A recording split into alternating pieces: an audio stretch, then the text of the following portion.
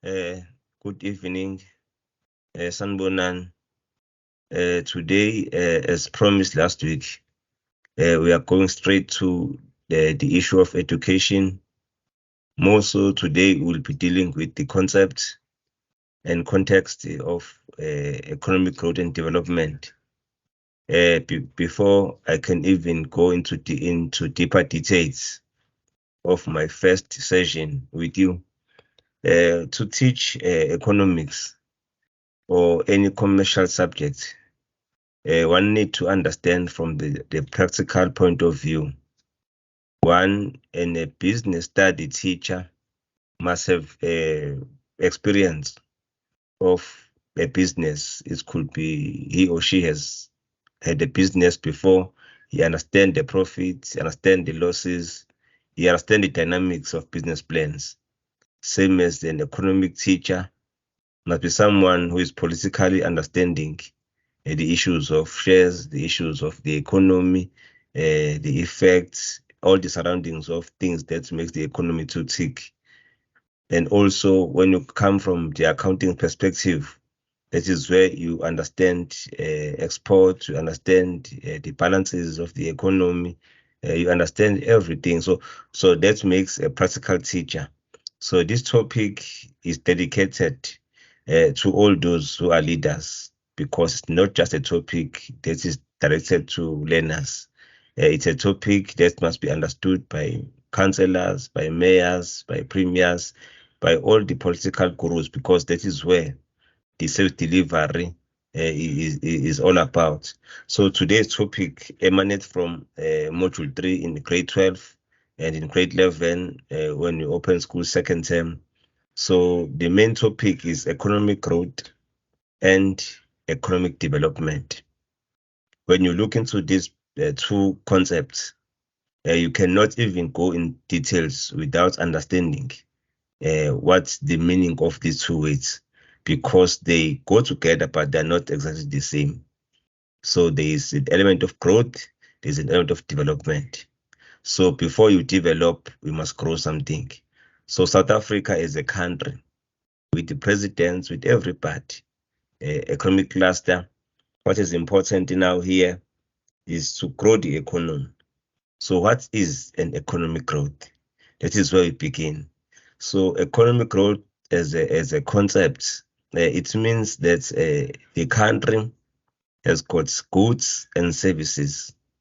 If there is an increase in goods and services, we always say that is an economic growth. What do we mean by growth? By goods? Goods mean products that a country is producing. It could be producing by residents, permanent residents, or any foreigner who reside in a country. So now, meaning economic growth is always measured by the high level or the high increase of goods and services. As you can see in my graph here, there is an upward movement, meaning there is an increase of growth. Maybe this year, the number of potatoes we produced were about 100. So if the following year we are producing 200, then that will mean that there is an increase. That increase now symbolizes that the economy is growing. Is that important in a country? Yes, it's important, because now it impacts on the high level of employment. It's important because that will also boost the living standard of people within a particular country. So we are growing the economy here. So the concept economic growth now, that it means that how then do we measure it? It is always measured using the instrument which is called GDP. So GDP is what we use as an instrument to measure economic growth. As you can see the definition here, it says economic growth focuses on an increase in the productive capacity of an economy over time. Over time, it could be year, we measure it per quarter, we measure it per year. So it means if in the first quarter our growth or our productive capacity was one. So now if the second quarter now we are producing or our capacity is 3. That now symbolizes that our economy is growing. So now economic growth is further explained as a change in the real GDP. So meaning real GDP now, it means as we are going to change prices over time. So now really in terms of a year, what's or how many production increased, that would give a clue that the country is growing in terms of the economy. So it is measured using the GDP, as I've just explained. That GDP are all goods and services that are produced within the borders of a country. So if there is that a particular increase in a country, it symbolizes that there is a particular growth in the economy. Whereas when it comes to when it comes to economic development is much broader than economic growth because now it's still with human beings. As we grow the economy, the government does not grow the economy for their own sake. So you grow the economy so that you take that particular growth into the community, where now you fast track the service delivery, where now you change people's lives, where now you build infrastructure, whereas now you provide electricity, whereas you also make sure that you improve the level of education. Because if the economy has not grown, you will see that the education also won't grow. If the economy is not growing, you will see people living in poverty. So the essence of the topic now, it says that there is an economic growth versus development. These two are very good friends. So now economic development now it is measured using human development index. There is an index where we measure the development. So where in this HDI, we'll find there is a level of education. This is how we measure development, where we measure using health. We will also measure with the living standard. So now it means if the economy has grown, so you will see people living standard changing. What do you mean by changing? Let me say we speak of in terms of people all over, that we have got an economy which is growing, then it will mean that people now will begin to get some employment. They will begin to get some jobs. When they get some jobs, their livelihood will change, meaning their living standard will change. If someone had one room, once you get employment, you will have a big house. So that big house becomes a change in your living standard. You also buy a car, meaning you are improving in terms of the living standard. But we don't just change without the economy by growing the economy. So development is a process that concentrates on the people's standard of living, self-respect, and freedom of choice. Now, when the economy has grown, it means that people within the particular country will have freedom of choice, choosing what to buy and not to buy. And also, growth should lead into the development. So, as you can see here, when the growth of the economy is there, it must lead to the development. When you speak of development in your mind, it must ring that we are speaking of human beings. So this is why we said there's an HDI. The HDI more focuses on human beings. So economic development is also measured using education and health, meaning people now their health become a priority. As we have just read over the radio, you saw that in Hammanskraal there is an outbreak of cholera. So that will tell you that in terms of development, South Africa has not yet reached the level of growth, because you will never see a development in terms of health if a country still experiences such shortcomings, that of cholera. And also, we have got a challenge here in terms of education. We have not reached the level where we can say all of us in this country are educated. So that would mean that our country, in terms of growth, we have not reached there. But as we have a government, the government now needs to sit down and then they will strategize. So how do they strategize? So they need to bring what is called the economic growth and development policies. So these policies now they are there just to push the government in terms of growing the economy, because as I've alluded, there's the country as we have got leaders. Leaders are not chosen for themselves. They are chosen to bring the growth in the economy and also to draft the policies that will fast track the growth. So now, when you draft the growth policies, one, it means that politically now, what policies is South Africa in line with? You will remember that our country chose what is called democracy. So it means it's obvious democracy will always go with capitalism. So it means the capitalism that we must be using, as much as bad as it is, but it is our country that chose a particular policy. Sometimes we always refer to it as that South Africa had what is called dual policies, which we always refer as a mixed economy. But the dominant policy is the one that is based on capitalism, where we are profit driven. So now, when you grow the economy, it is important to have a policy that you are going to have. So now, our government now need to craft what is called an economic growth policy and a development policies. So, but it should be embedded on what is called a political policies. Political policies, it means now what policies, political policies that the government need to have. So economic policies, as this is written here, we must be able to choose between capitalism and socialism. Hence, our country is using both, which is called a mixed economy, where we have a pocket of social grants. Yes, on the other hand, the country is doing what is called profit driven. So South Africa's growth, what are the challenges at the current moment? Our challenges, as you can see, there's our economy is not growing, is based on what is called load shedding. So load shedding is killing business.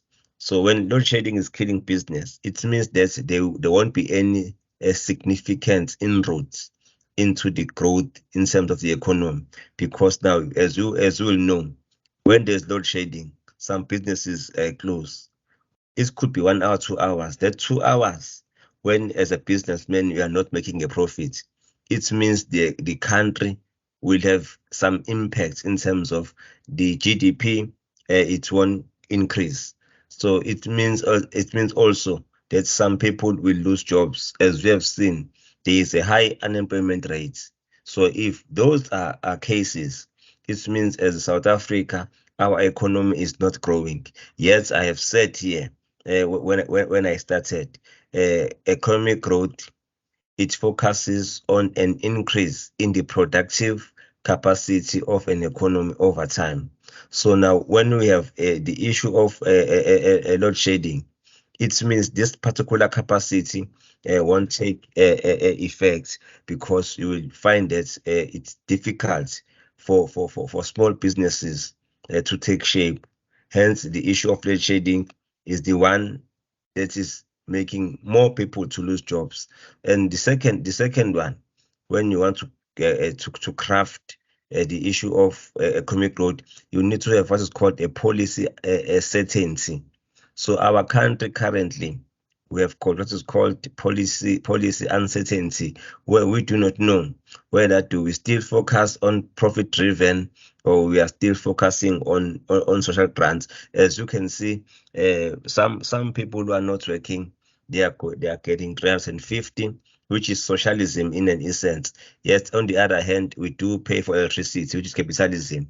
So sometimes there is uncertainty as to whether the government is this the good direction. So now on our next particular lesson, we need now to be clear as to when, after understanding these two concepts of economic growth and economic development, what's now are policies that will drive development. What are the policies now that will drive what is called economic growth? So now the government need to go and sit down now and focus on what is it that they need to do in order to make sure that they draft a policy that will assist in terms of ensuring that there is an economic growth, and also there is an economic development.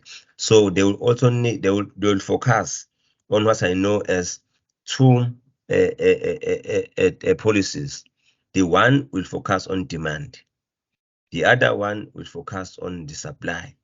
So for the government, to stimulate the growth and development. When they need to sit down and also choose whether are they going to align their policies on the demand side or on the supply side. By demand side, the government need to go back and relook into their monetary policies and also their fiscal policy. So when now they need to revive or stimulate the demand for products, once they stimulate the demand for products, somehow, somewhere, the economy will grow. If they stimulate a supply side policy or demand side policy, it can also develop the economy by ensuring that whatever the supply come or whatever supply the government is doing, it will make sure that it improve people's life. So the government on my next session now will be looking into these two approaches. Whether do we focus on the supply side or do we focus on the demand side? For now, let me just close with this one. That on our next session, because for today it was to understand these two concepts of economic growth and also of the economic development. So once we master these two now, it's become much easier now when we go into the issue of crafting and understanding the demand side approach and supply side approach, where now we are going to stimulate the growth and development using these two approaches. So let me just conclude by saying we're going to meet next time in terms of these two policies. But in summary on this one, let's just make sure that we understand these two concepts.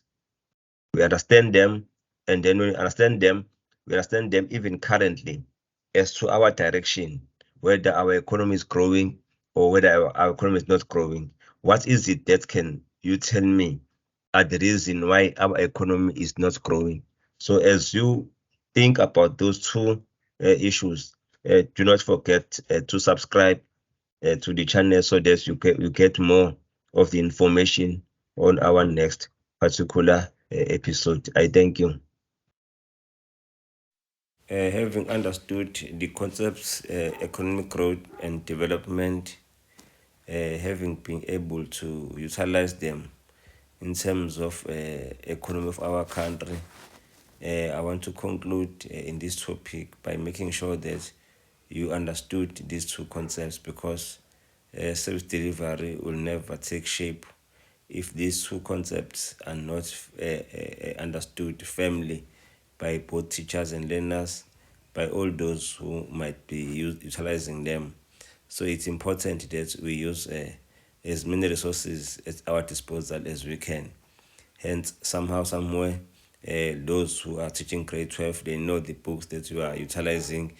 For me today, it was just a ice-breaking methodology where I was just using my understanding and also my resources, trying to amplify the knowledge in terms of these two concepts.